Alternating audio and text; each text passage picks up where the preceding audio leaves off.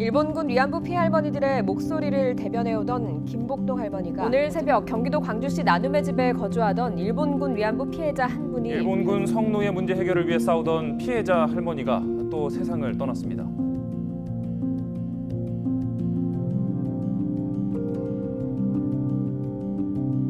피해 할머니들에 대한 일본 정부의 배상 책임을 처음으로 인정했던 법원이 2차 소송에서는 사실상 할머니들의 패소로 판결하면서 정반대의 결론을 내놨습니다.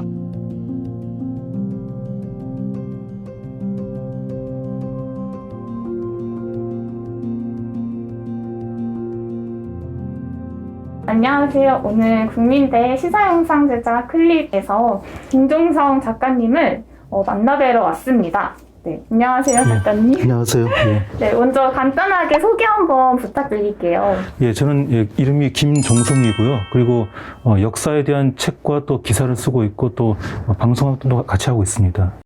연락드리기에 앞서서 예. 좀 찾아봤었는데 되게 역사 관련해서 책을 많이 집필을 하셨더라고요. 예. 기고문 같은 것도 많이 쓰시고 계시고 저희 같은 대학생들도 보면서 좀 도움이 많이 됐던 것 같습니다. 예, 고맙습니다. 본격적으로 오늘 이렇게 찾아뵌 이유에 대해서 좀 예. 말씀을 드리려고 하는데요. 최근에 좀 위안부 문제 관련된 이제 그 손해배상 소송이랑 예. 2015년 한일 위안부 합의에 대해서 좀 예. 얘기를 들어보고 싶습니다. 일본군 위안부 문제에 대해서 손해배상 청구 소송이 있었습니다. 사실 결과가 되게 상반되게 예. 나왔는데요. 상반기에 나왔던 중요한 그 판결 두 개 한번 정리해 보면은요. 1월 8일에 했던 판결은 고 배춘희 할머니 포함해서 12분이 그 청구한 재판이고요. 4월에 나온 판결은 고 김복동 할머니랑 또 이용수 할머니 네네. 포함해서 한 20명이 이제 신청한 그 재판인데요. 1월 8일 재판에서는 쟁점이 그거였습니다. 이 국가 면제 혹은 뭐 주권 면제라고 해가지고 이 국가 권력은 이 타국의 법정에 서지 않는다 해가지고 이제 그런 원칙인데 과연 이 법리를 이번 재판에 적용할 건가 했는데 1월 8일 재판부는 그렇게 판결했습니다. 이 위안부 강제동원은 이게 중대한 그 전쟁 범죄다 해가지고 국제 강행주범, 강행법규를 위반한 거기 때문에 이 재판에는 그 적용할 수 없다 해가지고 그래서 일본 국가도 이 재판을 받아야 된다 해가지고 1억 원씩 이제 그 12분한테 1억 원씩 배상하라 판결했는데요. 근데 4월달 판결은 또 반대였습니다. 근데 보면은 지금 뭐 세계 국제법의 그 대세를 보면은요 전쟁 범죄는 부인하는 경향이 또 최근에 보입니다. 이탈리아에서 그 나치 독일의 그 징용 피해자가 재판을 했는데 중대한 전쟁 범죄는 이 국가 면제가 적용이 안 되니까 이거는 당연히 그 법정에 세울 수 있다 해가지고 이탈리아 법원에서는 이제 인정을 해준 거죠. 그래서 국가 면제는 이게 사실은 이게 국가주의의 그런 그 산물이고 이 세계 역사의 주인은 이게 국가가 아니라 이게 그 시민 또 민중인데 이런 국가 면제는 앞으로 이게 더 축소가 되는 게 마땅하고 또 위안부 같은 이런 중요한 그 전쟁 범죄 같은 경우는 당연히 이걸 이제 그 배제하는 게 이게 원칙이 맞죠. 또 이 두 번째 판결에 대해서 이번 재판부에서 얘기했던 게 이제 2015년 체결된 한일 합의에 의해서 피해자들에 대한 대체적인 권리구제 수단이 객관적으로 존재한다라고 그렇게 얘기를 했었는데 이 한일 위안부 합의에 대해서 한번 짚고 넘어가지 않을 수가 없는 것 같습니다. 2015년 12월 28일에 이제 한일 두 나라 이제 외교부 장관들이 이렇게 그 위안부 문제에 대해서 합의를 했죠. 그거를 보면은 일본 정부에서 10억 엔 내고 이제 그 돈으로 그 화해치유재단 이걸 만들어가지고 그 재단에서 위안부 피해 해결을 위한 어떤 활동들을 하기로 이렇게 했었잖아요. 뭐 위안부 피해자들이나 또 위안부 단체 또 특히 국민들이 많이 반발을 하고 또 항의를 했는데요.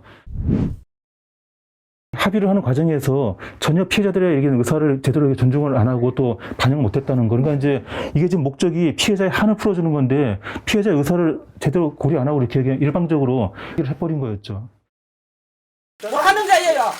왜 우리 또 움직이라 하는 거예요? 하기 전에 먼저 피해자를 만나야 될 거 아니에요?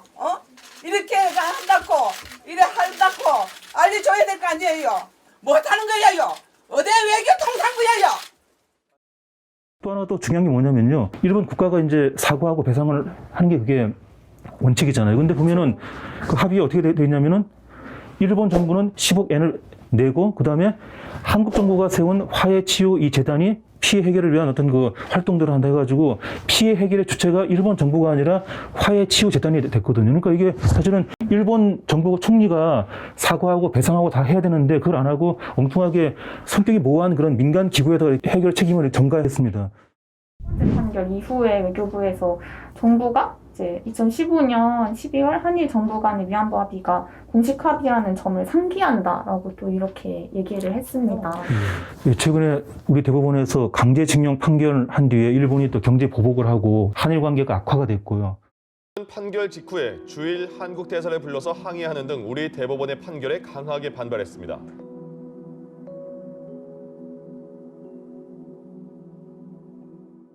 이런 상황에 처한 우리 정부가 국제 환경들을 너무 지나치게 감안을 한 것 같아요. 그러니까 위안부들의 이 맺힌 한을 보기보다는 그 국제 환경에 꼬였다는 거, 거기에 너무 치중해가지고요. 그래서 금년도 1월 18일이었죠. 대통령 신년 기자회견. 그 다음에 1월 13일에 외교부가 입장문 발표해가지고 이렇게 얘기했습니다.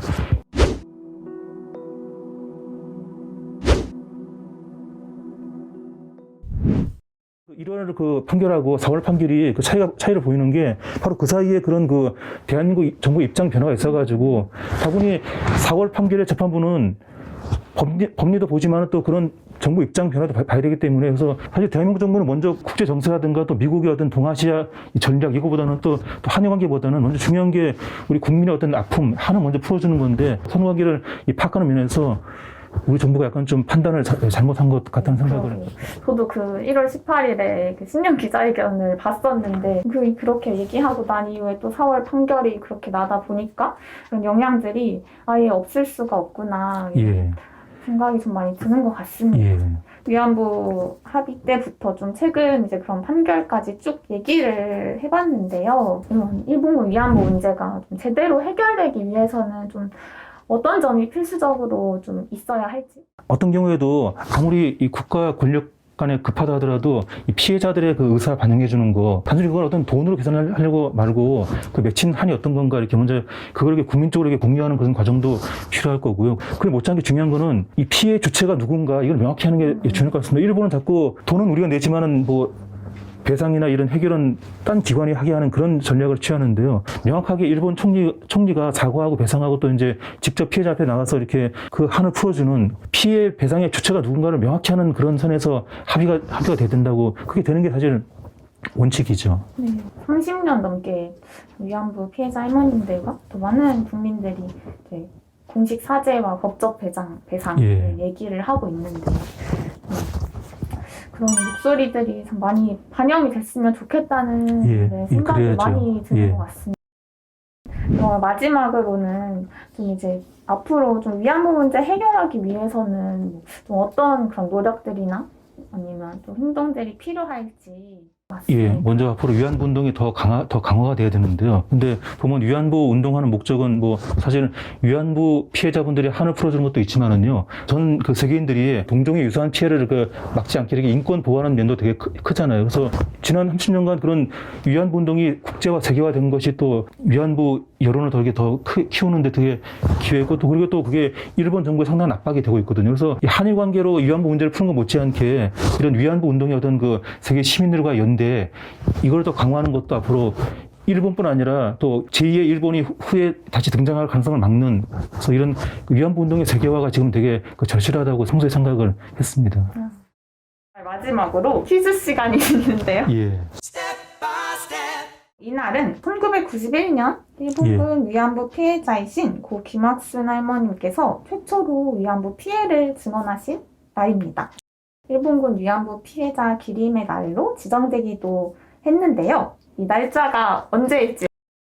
8월 14일이죠. 아, 네, 맞습니다. 예, 제가 항상 제가 자주 쓰는 거기 때문에 너무 쉬운 문제였나요? 아니라 의도적으로 맞추기 하기 위한 문제여서. 네, 그러면은 정말 마지막으로 좀 일본군 위안부 문제는 네모다라고 했을 때 좀 그 네모에 들어갈 말은 좀 작가님은 뭐라고 생각하시는지.